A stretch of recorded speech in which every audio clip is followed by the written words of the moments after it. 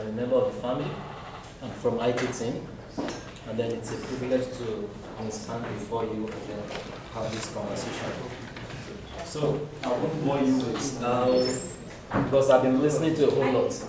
And when I show you some of my presentation, what I have here, you will notice a lot of how do I say, familiarities. You know, when I was preparing for it, from the first speaker, even from me.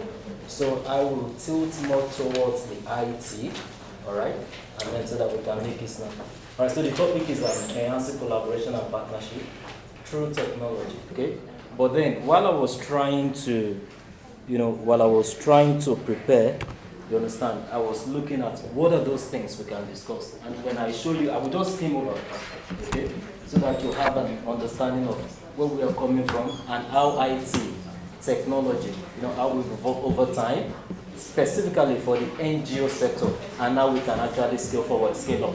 Speak about how IT connects all of this together.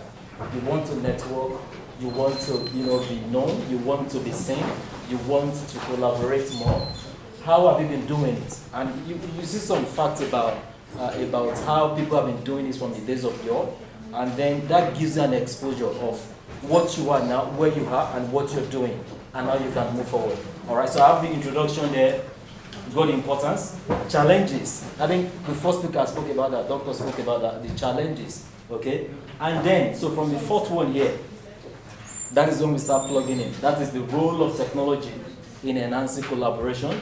And then the suitable collaboration tools, which ones do we believe you can actually use, okay? That can get you up there, and now to get those. And then the best practice here. Here I spoke about best practice. So we'll not speak about the theory alone. How do you get these things working? Okay? And then I will show you some cases where we've seen people that have done it in the past within the same NGO sector, and how it has affected them. Alright? So next one. Alright. So just to pick it up from there. NGOs, right? Within our sector, they are actively looking for ways to improve services. It's all over. And then this can help, impact their society. And then they always seek to expand the goal of supporting the goods, all right, and their mission. The same way from the top right back there, donors too, they want non-profits, to communicate openly and demonstrate their what? Effectiveness. So how do you communicate openly? How do you demonstrate your effectiveness? Without collaboration, without technology. You see that it's going to be a very, very cumbersome journey. All right? So we are talking about those things, those measures, those applications, those tools, those platforms that are available for us within the NGO sector to enable us to reach a wider audience. All right? To enable us network, to enable us, nail those deals. All right? Let's go to the next one. All right, so these are the importance. Someone already spoke about it. You increase in visibility, you read a wider audience, and then increase in innovation. You speak about people, we rub minds together, just like we are talking now, and something just popped up. We can synergize. And then she said earlier, one shot changes 1,000 to 10,000. When you network with people, you speak with a lot more people. It widens your horizon. You get exposed into other channels, angles through which you are not looking to it. And we can't do that without having technology. No, it is 2024, and then you see where we are now. What we look like, all right? So people already spoke about all this, and then you will see where we are actually coming. Please go to the next one. All right, the challenges, okay? These were already spoken to. In fact, it was as if myself and the doctor were actually, in sync. Because competing priorities, you have different goals, missions, and by the time you try to move with others, it becomes wider, and you're like, are we together on the same course? So these are challenges that have been established. Limited resources. It doesn't have to be cash alone. It could be human capital, you understand. All that resources available to you, okay? And then communication barriers and trust. You've seen that these things, I have them itemized, were already listed. You understand? Okay, even within Nigeria now, how many can you speak with in the north? Like, okay, you're trying to get grants, trying to network, form a partnership that will trust you. Let's start from the language alone. That is within our own nation, all right? And then lack of capacity. You've not been doing it before. You are not, psychologically, proven to have done this. So if you don't have that, these are already there, all right? Sustainability. This is when you have a platform, a program, a base that can take care of itself, recreate. You understand? Like we've been mentioning, how can we start this such that it doesn't become an encumber onto someone else, onto the populace? You understand? So this is where IT come in. Inadequate IT infrastructure. This is where we are actually trying to start from. Please go to the next one. All right. No, next one, please. Okay, so if you want to start all this, what are those, collaboration technology that you feel that you can use? Okay, it abounds. It's a whole lot. It's everywhere. So if you're talking about communication, the one we use here is actually Microsoft Teams. So we want to have virtual meetings. We want to do this. We want to meet with people. We want to have conversation. We do them on this. Okay, you necessarily don't have to, be with you. We have communication. We chat. We do all of those. We send reports. We collaborate, and then it makes work easy for us.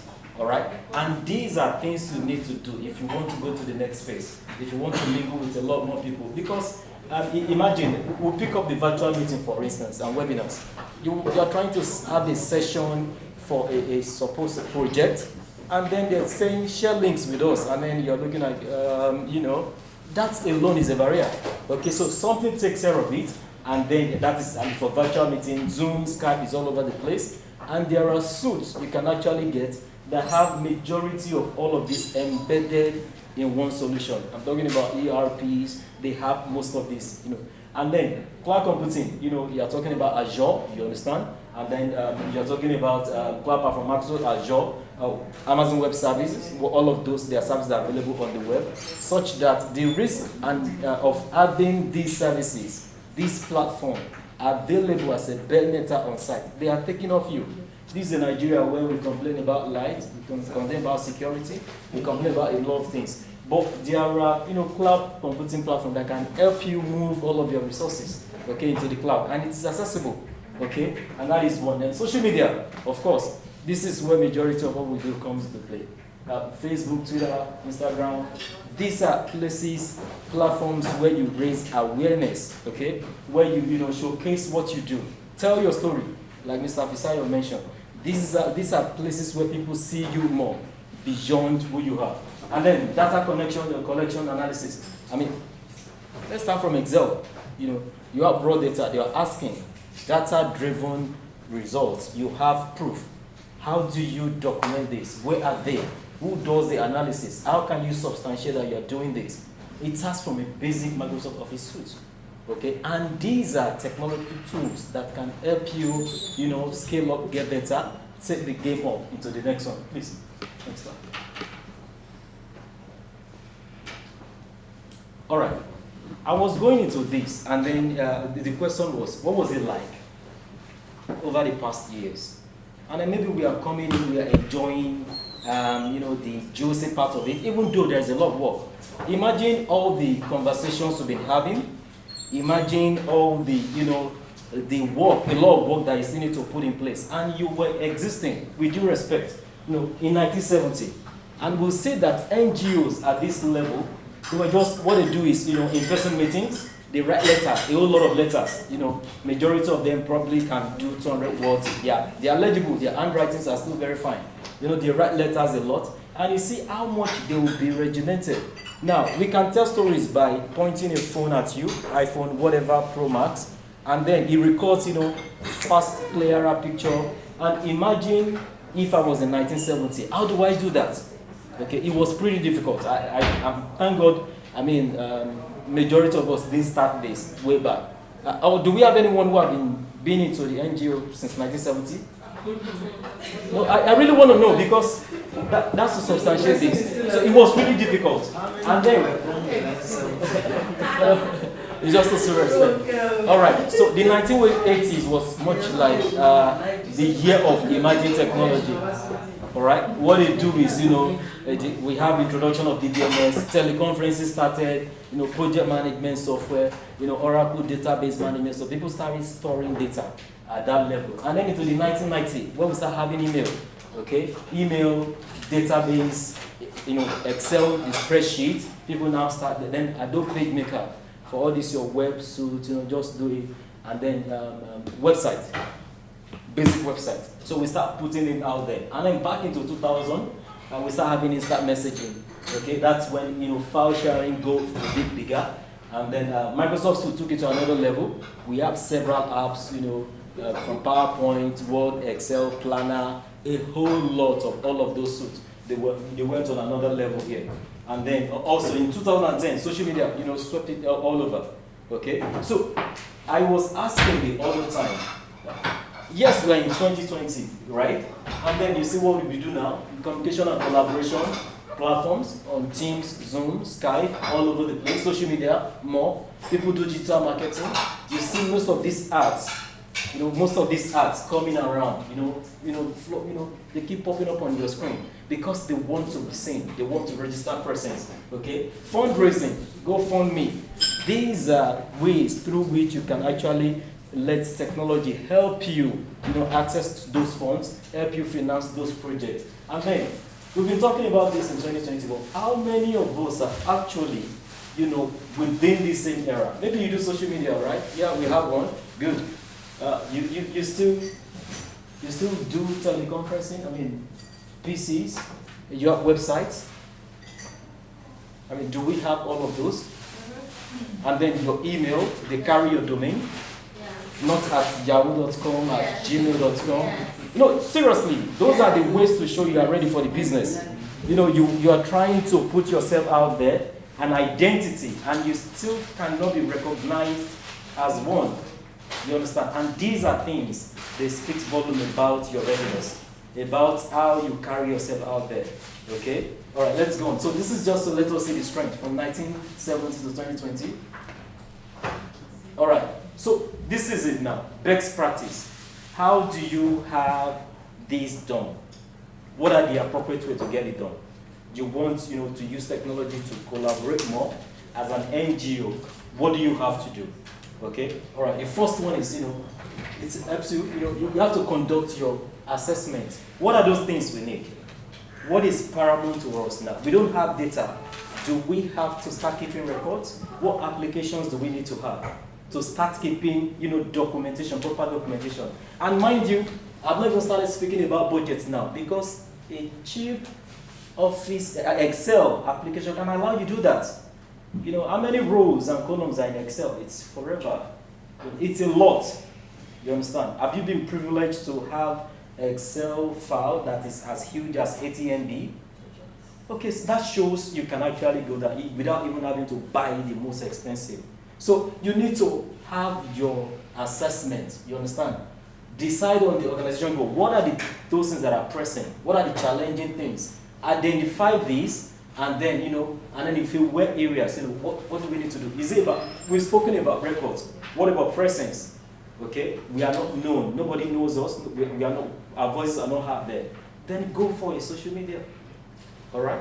So these are ways to identify your need. All right, then set clear objective. What is this technology? What is this going to do for us? All right, here I said that define clear objectives about implementing, outlining what you hope to achieve. If we have this Office suite, if we have this Oracle database, what do we hope to achieve? All right?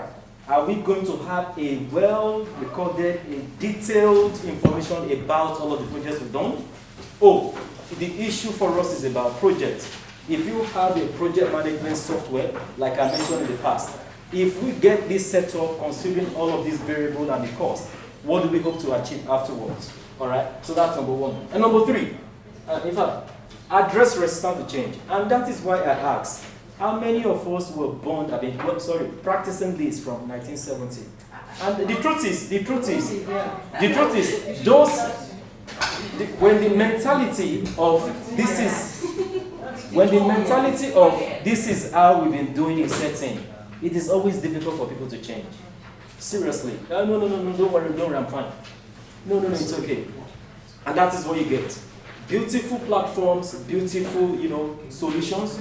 We always see people, they just don't want to. Hey, do not send verbal communication again. Send it via mail. No, we say, no, let's just talk about it now. You understand? And that is where this comes in. Involve everybody. We need to do this because of X, Y, Z, and then carry them along. Let your donors know. Let your beneficiaries know. Let them get their buy-in. Let's hear them out. However, it doesn't matter how beautiful it is. When people do not change, it becomes useless. That is it. So that your database, that you have, when people do not pump in record there, it becomes useless. There is no data to feed in. All right? That your social media account you have, if you do not post content there, you don't have a social media, it's not useful. All right? And this is why you need to involve stakeholders. From the get-go, let them know. And then, select the right communication, technology. You need to evaluate the solution. Let it align with your budget. See, we want to have an ERP, we want to have a website, we want to have a mobile app. It is cheaper there. I'm just putting it out there. I'm not saying it's aligned to. We want to have a mobile app. These are the beautiful things it will do. Have you considered the cost? License renewal, what it will cost you. For those of us that have websites, and you start hearing something like, they will tell you, if you want to buy a website, it's just $10. It's okay, you can buy it on GoDaddy. By the time you click next, you start seeing SSL, identity restriction, and then $12, $6, $7. They won't tell you first year is free. Before you see it, your final bill, it becomes $122. What are we doing?